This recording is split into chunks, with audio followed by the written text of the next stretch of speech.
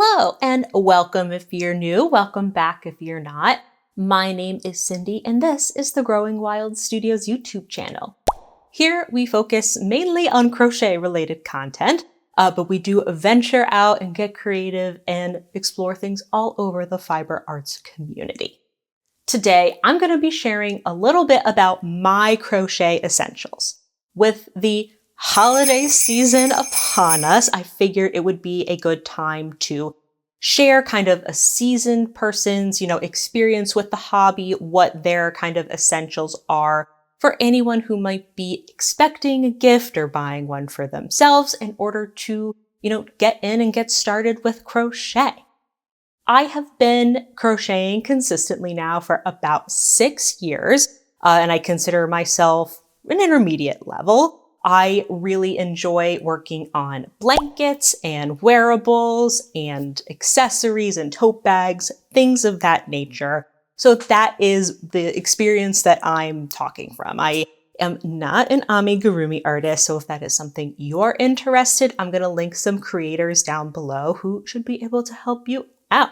I do want to say that we all enjoy this hobby a little bit differently, so if there's something that I mentioned that I don't really like that you do, I am not here to yuck anybody's yum. So if that is how you enjoy this hobby, that's fantastic. Everyone who kind of comes into this community and starts finds a different thing that they love, and that's one of the beautiful things about crochet. So there will be no judgments from me, and I hope no judgments from you about what I like. The first tool in my essential kit is yarn, to hopefully no one's surprise. Of course, there are different yarns with different fiber content, and I mainly use a mixture of acrylic yarn and hand-dyed yarn that's usually on a superwash merino wool base. I tend to use acrylic when I'm gifting to other people and want to make sure the upkeep and laundering of that item is extremely easy. I also try to find yarn secondhand whenever I can, and acrylic yarn tends to be the most popular in those cases. I also really love working with hand-dyed, like I said. It's one of my favorite things to do as a crochet artist. I am really inspired by different indie dyers who find inspiration from things across, the spectrum, from the Barbie movie to I've seen lots of Beetlejuice-inspired advents, to Disney, to Charlie Brown, to almost anything you can think of. Finding indie artists and what inspires them inspires me. So it's one of the things that I love to do as a part of my crochet practice. Of course, the things that I make with that, I tend to keep for myself or my husband. And again, that has to do with the maintenance and laundering of those items. I don't want to gift something to someone and have them throw it in the wash and have it immediately become felted and unusable. So I know that I know how to launder it and take care of it, so I keep those items for myself. I'm also someone who tries to use up as much of my yarn as possible. So I'm constantly making scrappy blankets, using old yarn in new projects in new ways.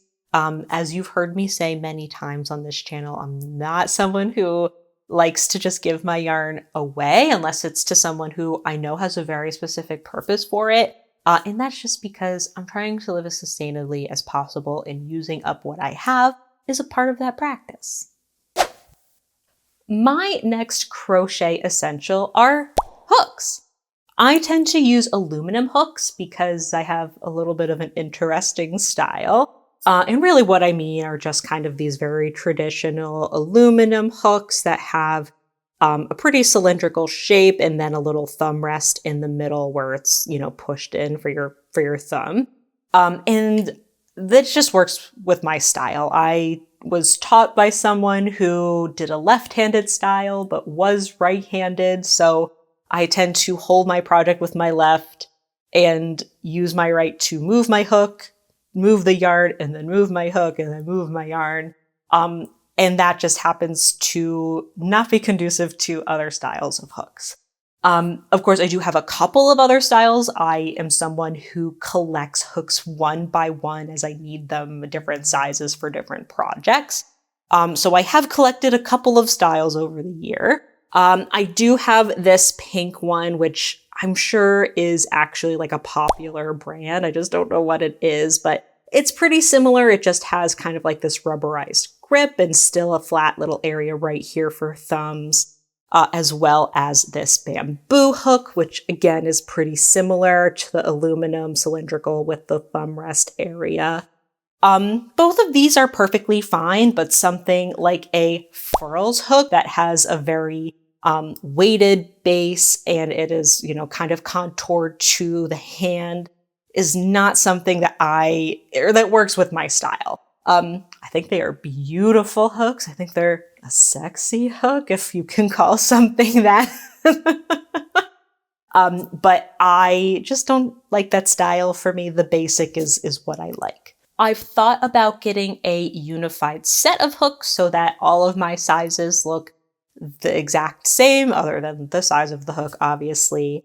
But I just don't feel great about getting rid of hooks to get something new just to have it look that way. And also when I look at my hooks, I remember the project I got them for the first time. So I can tell you with this bamboo hook, I got it to work on a project that I made for my mom. And I can tell you I have a green hook that I have with a project right now. I got that to make a shawl that I really love with, yarn from Nitty Natty that was really special to me. For that reason, I probably will put off getting a unified collection of hooks. But again, if that's what you prefer, I think that's great as well. Next, I want to talk a little bit about tapestry needles. And that's because this is something I put off getting, even though I think it's 100% necessary. I have a couple of them. I had like a pack of 3 for these smaller ones, this blue and orange one on this side I use for things like, the smaller yarns. And then I use these other 2, this blue and yellow one, for chunkier yarns. I put off getting these because I thought that I didn't need them. I would use a sewing needle I had on hand, which resulted in not an insignificant number of finger jabs. So eventually I gave in and I got like the 3-pack of the smaller needles, and I would absolutely never go back. So if you are on the fence about getting these, don't be. They are essential. Please get them. One of the other things that I put off getting for a little bit longer than I should have were stitch markers. When I first started out, I was definitely using things like paper clips and bobby pins, which definitely worked for a while. But as I started getting into more wearables and things where I was constantly counting rows, I found that having blocking stitch markers was a lot more helpful. I wasn't as worried about those other items falling out of my project the longer I was working on it. So I did decide to invest in a little pack. They all live in this reused Ziploc baggie. This is all of the stitch markers that I have. And again, I have locking stitch markers. These are very cute little heart ones. A big reason that I was hesitant to upgrade to actual stitch markers was because the only things I had seen were kind of the light bulb stitch markers with charms at the end. And even though those are very cute and they come from small businesses and are often handmade, they were just not something I wanted to invest in. They're not, expensive by any means, but I got all of my stitch markers probably for a total of $2, and I've never found that I need it anymore. So I put it off because I didn't know of any other styles. And when I realized that there were locking stitch markers, basically I was like, that makes a lot more sense to me. So I jumped on and got on board with that. I will say there is another style. I'm not exactly sure what it's called, but it just kind of goes in a circle and you can just slip it into a stitch. But it doesn't close like the locking stitch markers do. So you can specifically put them so they lock and then unlock them. I don't like using that other style simply because I think they're easy to slip out. and I often use them to count however many rows when I'm working on a big section. But if that's what you like, then that's fantastic. Those are all the smaller, aside from the yarn, notions that I think are definitely on the more essential side of starting or getting into crochet. And for me, they all fit in this case, again, besides the actual yarn. So it's super easy for me. This was really compact, and that's how I like it. I do not have a large stash of yarn. I don't have a need to have multiple styles of hook in the same size. So this works for me to just have this cute little bag full of my essential notions to carry with me. I'm going to talk about a couple of more notions that have become essential to my practice, but these are not things that I think beginners 100% need. As you go along, as you get more into crochet, you might find that it's something that's helpful for you, but I don't think you by any means need to start off with these items that are essential to my practice. My next set of essential tools are for blocking supplies. I use blocking mats, blocking pins, as well as a steamer. This is actually a relatively new addition. For a long time, I used the steam function on my iron, and it worked really great for a long time. But I decided to upgrade to an actual steamer, mostly because I kind of just wanted it for the most part. It just felt like the iron was such a risk of potentially, with especially acrylic yarn, melting it. This feels like it's made to be closer to fabric. It makes me feel a lot more at ease. And it's just a little bit easier to use. Mine even has this locking function where I can just put it on a continuous spray mode. And it's just super duper easy. So, if at first you are looking to, again, not have every single thing you need for this hobby, if you have an iron with a steam function, that can be a great option as well. Now, I do often use the board and blockers, especially for things that have to have a very precise measurement. So these are for things like wearables, where I want to make sure it fits exactly the right way, or for granny squares, which you might have seen in the last video, where you really don't want the sides to be wonky. You want them to be pretty uniform. These aren't in my 100% necessary essentials because I think you can get away without blocking or steaming items for a long time. However, there are lots of people out there who will tell you that it's a necessary step from the beginning. And I would say in the best of the best practices, you should be blocking everything. However, I started off with blankets, and quite frankly, I don't see a purpose in steaming blankets for the most part.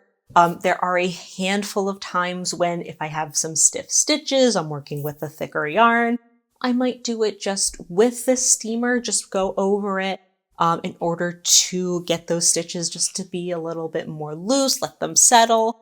But at first, I think it can maybe overwhelm some people to have this extra item that they might need if they don't have it in the first place. So I would say this is essential for me now that I do steam or block most of my items, but if you are new, it might not be as essential for you. The next set of items are things that I use to cake up my hank yarn. I am talking about a yarn swift as well as a yarn winder. This is my yarn winder. I got it from Hobbii. It's not anything special. It's made out of plastic for the most part, but it gets the job done. I don't cake up all of my yarn, really just the hand-dyed yarn that come in hanks. So for the amount of time that I use this, I don't necessarily need it to be the fanciest. It did take a tumble a few years ago, as you might be able to see the crack right here. And because of that, sometimes the crank handle doesn't always catch and it can scooch past and not, be the best. Right now it's fine because there's no tension on it. So I am considering upgrading this simply because it's not working as well as I would like it to. But I'm not hoping to find a 2-in-1 with the winder and the Swift. The Swift is actually my grandmother's and it's special to me. So I'm considering getting a wooden yarn winder now that I know I use it a lot more than I expected. But I just haven't been able to find just the winder that way. So the search continues. I might settle for the better quality purple Knit Picks ones for right now, and anything other than a broken one is going to be better. So I'm not sure what I'm going to do, but that's, what I'm thinking as terms of an upgrade for myself this far into my crochet practice. The last essential I want to leave you off with are yarn bags. Now, this is at the bottom of my list because I mostly crochet at home. I don't often crochet, on public transportation. I work from home. I don't often bring it with me to go to dinner, often many stitch nights. So I don't find a need to have bags in order to move around my house. However, I do find it helpful in order to organize project yarn. So I know that I have certain bags that have yarn for one project in it, and that yarn is separate than all of the rest of my yarn. So that's why it's at the bottom of my list. I just don't find a huge need for it. So I mostly use tote bags, to be honest. I have maybe some yarn related ones like this one that I got from the Greater Philly Yarn Crawl, which are also nice to use for crochet activities. And I do have one dedicated yarn bag that was actually a yarn bag to start with, which I also got on the Philly Yarn Crawl. And this holds my smaller projects that maybe do make it easier to move around the house from my office to the couch to the bedroom. But for the most part, I'm using grocery shopping bags or random totes or containers that I've gathered over the years. I even have this one that I got very early on in my crochet career. I got some yarn in my Buy Nothing group and it came in this, and it has lived with my bags for yarn since then. So really, if you're getting into it, you can do exactly the same thing. Any kind of notions bag. I showed you that polka dot one. I got that secondhand as well. Use what you've got. There are many small businesses out there who create yarn bags specifically for crochet and knitters. But I don't 100% think they're necessary, especially upfront when you're not trying to invest a ton of money into a new hobby. Of course, again, if you love those, they come in beautiful patterns. They often come with lots of specific pockets for your stitch markers, for your hook, for your pattern, etc. They can be a beautiful accessory if that's something that you love. But for me personally, it's not something that I enjoy collecting. To wrap up this list, I wanted to tell you about where I shop for all of my crochet essentials. Like I mentioned earlier, I try to shop secondhand for things as much as possible. So I frequent the thrift stores that I know have great secondhand craft supplies. I'm looking at Facebook Marketplace for things. And that's actually where I got my steamer, and I often see yarn there as well.